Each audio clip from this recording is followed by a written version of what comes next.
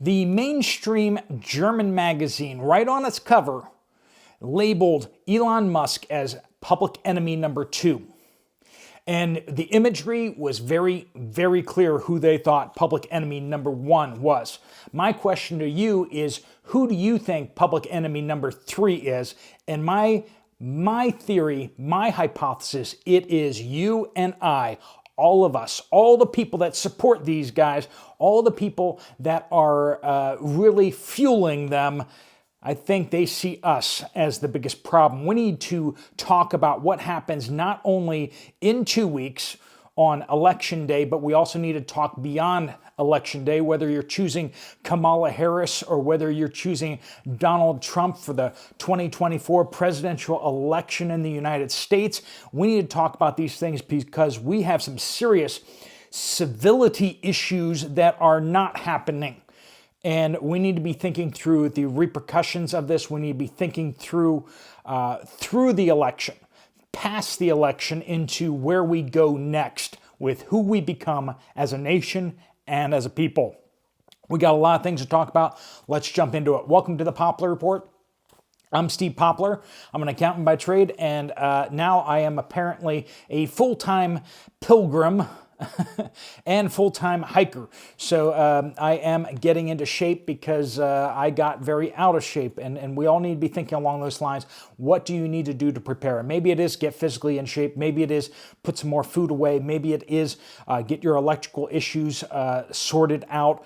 Whatever it is, I hope that you are taking these steps. So we keep getting told that you and I are the ones problematic, sharing misinformation, inflaming the public opinion, and through our words causing violence.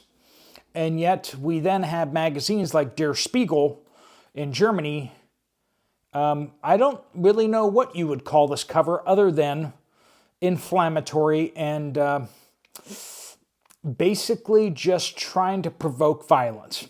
I can only recall a couple times in history where the Germans were using their magazines, their newspapers, to call out political opposition figures as public enemies. In Eastern Germany, it was back during the Soviet era, back during the occupation. That seems very in tune with what was happening over there at that time. For Western Germany, we have to go back a little further to the guy with the mustache. Yeah, with that in mind, we now see they are going after their political oppositions, not only on our side of the pond over in the United States, but also back at home. And I know a lot of you guys don't really care about what's happening in Germany and the attempt to ban a whole political party and make it illegal to join that political party. But I just like in Brazil, this is what the globalists want to do in the United States. I promise you, they want to ban the Republican Party, or they want to ban all parts of the Republican Party that they don't like.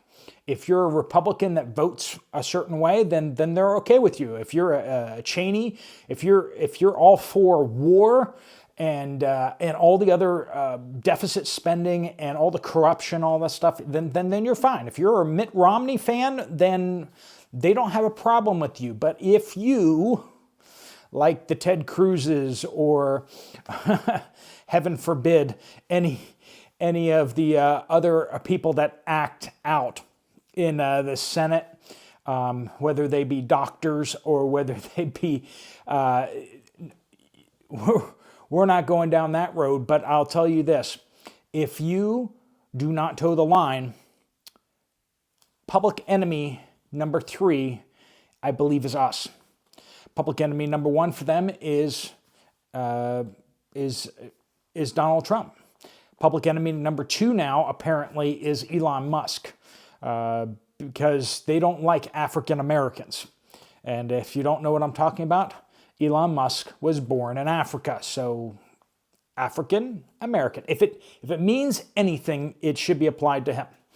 Anyway, so this African American who has a political opinion is trying to be silenced by a bunch of stodgy white people. And the irony is not lost on certain people like me. But the listing of public enemies, this is the type of targeting out there that is absolutely insane. I just saw an interesting note come across the wire, where basically one of the higher up Islamic clerics in, I believe, Dearborn, Michigan, which is a very high concentration Islamic area, basically said that Donald Trump is more closely aligned to the Quran than Kamala Harris, which is just, I mean, it's kind of one of those things where you go, thank you, I guess. Is that going to sway a whole bunch of people, Muslims in Michigan, to switch their votes and to move their votes from the Democratic Party that they've been voting for to a Republican? That's a question out there that is interesting, isn't it? All the political landscape is just changing inside the United States. All the people that used to vote this way are now voting that way. And one of the things I just kind of blew my mind was the precincts in previous elections, the precincts that voted 100% a certain way, didn't have a single vote that went the other way. And I've had thoughts this way, that if I see any of those out there in Pennsylvania, I'm just dying to go to those precincts and go door to door, go to the grocery stores and ask people, listen, I don't need to know who you voted for or whatever, but I just need to find one person that voted differently in this precinct. Just want to find one to prove that precinct's numbers were false. I don't know if I'd find anything, but it's just one of those statistical things that you just look at and you go, can that be right? Can that be right, where the whole precinct, every single person went this way? Is it possible? And now with some of these areas where the ethnic minorities are now shifting 28% over towards a certain guy, away from a dudette, you kind of have to ask the question, is it possible to have any of those precincts this time around? And if you do, will they be evidence and proof of something nefarious, or an area where it might be relatively easy to prove something nefarious? I don't know. That's something that's been rattling around in my brain. If you're like, Steve, you might be onto something there. If you see any of those things, you need to go check those things out as an investigative journalist. Yeah, I might need to actually go earn that title, huh? All right, so the question is this media rhetoric turning into actual violence out there? And we've already seen two attempts on Trump. They tried to get him twice. The third attempt was apparently not an attempt, or that's what we're being told now, and seems like it was blown out of proportion, that he was actually a supporter who just happened to have weapons. I don't know. It seems like we're still getting information on that. I know some of you guys are like, I know exactly what happened. And I trust that you know exactly what happens, but I need to be sure on those things before I report them. I'm trying to do the best I can out here to be as accurate as possible. But Elon Musk has just reported that after this Der Spiegel labeling of him as public enemy number 2, he said, I'm definitely going to have to do something different about my security, because he's already had 2 people try to take him out just in the recent weeks. He's had 2 people try to take him out. Now, I don't know if he's competing in this arena with Donald Trump. I don't know if Donald Trump will want him to win or let him win. I think this is one of those awards that that Donald Trump may actually let Elon win on this category, because I don't think it's something you really want. So, but we have 2 attempts on both of these guys now. And as Donald Trump has kept saying, they're coming after me because I'm standing in their way to get to you. That's why I think that we are public enemy number 3. We're the real target. And these guys have stepped in the way and have frustrated their efforts in taking you and I out. And in the United States, they're having a hard time taking us out because we have some protections. We have some protections that aren't granted to us by the government. We have some protections that are granted to us by God that the government is prohibited from taking away from us. We can poke back, right? Not with these, but I don't have anything here that represents boomsticks and everything. So we have Der Spiegel out there, but we also have this guy named Mark Cuban. I don't know if you've heard of him. He's a lookalike to a certain celebrity on MSNBC. He's a billionaire, but he has been actively, he's said a tremendous amount of dumb stuff. I can't imagine what kind of blackmail they have on this guy in order to force him to say all this stuff. It boggles my mind. Now, I don't know, a lot of these Hollywood types seem to be bending over backwards, saying the most ridiculous things. Some of them are talking about Kamala Harris turning the United States into Detroit, which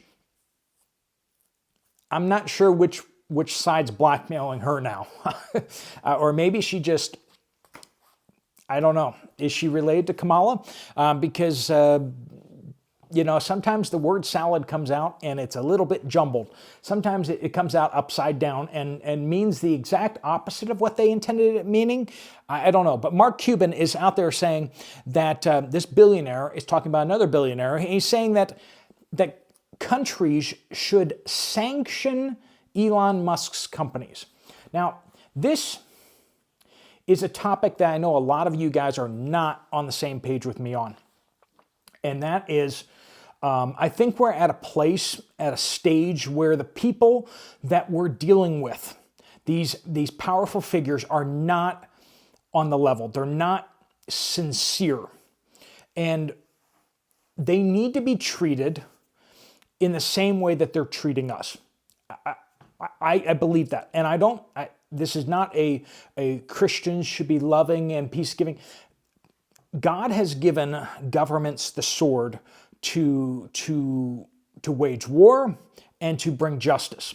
And I think that we've gotten very soft and weak-kneed in these things. And I think what needs to happen is people who say such things like that, when they lose politically, I think that it is legitimate for the U.S. government and other governments to start sanctioning his businesses.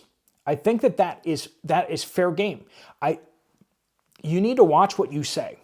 If you say that the government should do this to those people, I think is absolutely fair. Absolutely fair. I think is perfect justice for the opposition, the opposition to do to you what you've said that they should do to those people. Those people should be able to do it right back to you. When you get out into public conversation, calling for certain things, I think you need to be very careful about that. And I think the only way that people will shut their mouths and actually start behaving in a legal and honest way is if there are consequences. If you publicly advocate for something, those consequences should be able to come right back at you, especially if you're doing the exact same things. If you're campaigning for your candidate and you're calling for sanctions on somebody campaigning for their candidate, I think that is perfectly aligned. I think that there should be conversation about that. And I'm not just talking about that one specific instance. I'm talking about overall. What needs to happen is the playing field needs to be leveled. If you keep playing the high game, if you keep playing the principled high game and you refuse to go down into the mud, into the gutter with these people, they will keep laughing at you and they'll keep doing it. And it's like you either need to find a high road way of dealing with them, or you do need to briefly go down into the gutter and give it to them as good as you're getting it from them. And I think that that is a situation where either you need to use journalism to expose very clearly the fraud. I think that we've tried these things. I think we could do a better job of it. But at the same time, what does that look like?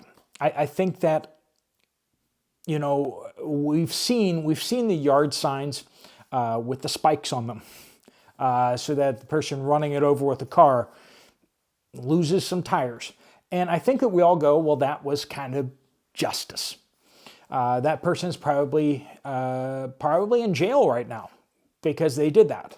And that's the kind of injustice that we have going on out there in the world. And we need to really think about, how do we push back on these people that are so determined to overturn everything that we have? You cannot allow them to continue these antics. At some point, they need to be put in their place, either be reformed into law-abiding citizens once again, or they need to be expelled, or they need to be contained somehow.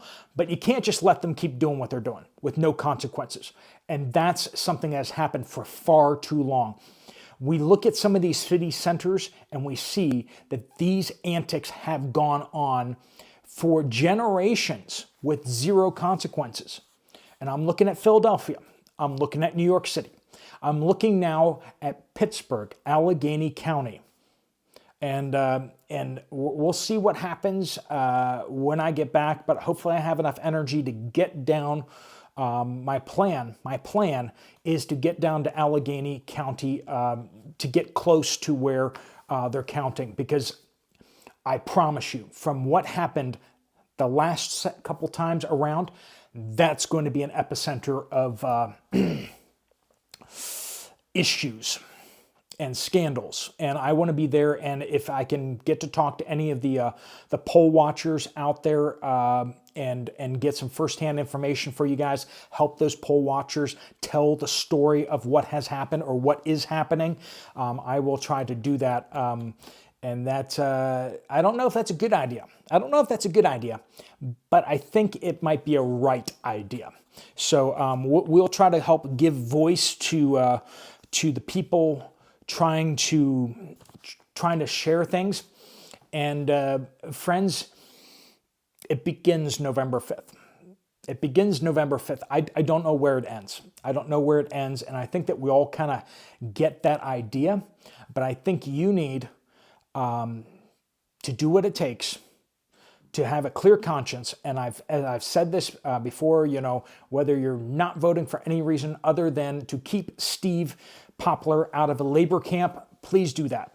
And if you're like, this isn't going to change a darn thing, please, for me and for future you, vote and try one last time, because I promise you, if we must do more, your conscience will be clearer. If you did everything in this day that you could. You will be able to say with a clear conscience, I tried every single thing. I tried when I even knew that it wasn't going to even make a difference. So please try. Please run up the score, because we're going to be in a struggle, I think. And I think that we're going to need all the legal evidence. We're going to need all the numbers. We're going to need all of the things that we can. And every little bit that helps will help convince more people to be on the right side of this. And that's what it's going to really come down to is how many people are going to stand up and realize what's going on. And we need to reveal that.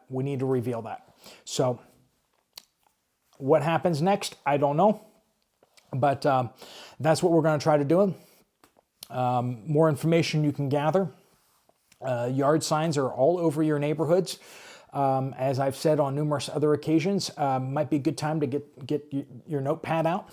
Get your notepad out and kind of write down some things about who has what out. Keep it for your private use. You may have use for that information in the future, but right now people are telling you where they're coming from. And you don't know all the reasons behind all those things, but it might be useful in the future to have some of that information, because you may need to ask some hard questions of some folks, and being able to look at your notepad and go, hey, back in 2024, you made this decision, and why'd you do that? Explain that to us. Or you may look at 2024 and say, hey, I think we might actually be a little more aligned than I was led to believe just now. So, friends, collect information in your neighborhood, collect information in your areas. Lots of things to do, and keep getting more prepared for food, energy, everything that needs to be done. All right, friends, I will see you guys again later. Thanks so much for watching. If you want to check out another video from this channel, there's one right up here. I'll see you over there. And if you want me to go downtown Pittsburgh and see what I can scrounge up on November 5th, let me know down in the comments down below. If you think that's a terrible idea, too dangerous, stay home, Steve, then let me know that down in the comments down below. Like I said, I'm inkling about it right now, or what else I could do. But I will see you guys again later. Steve Poplar of the Poplar Report out.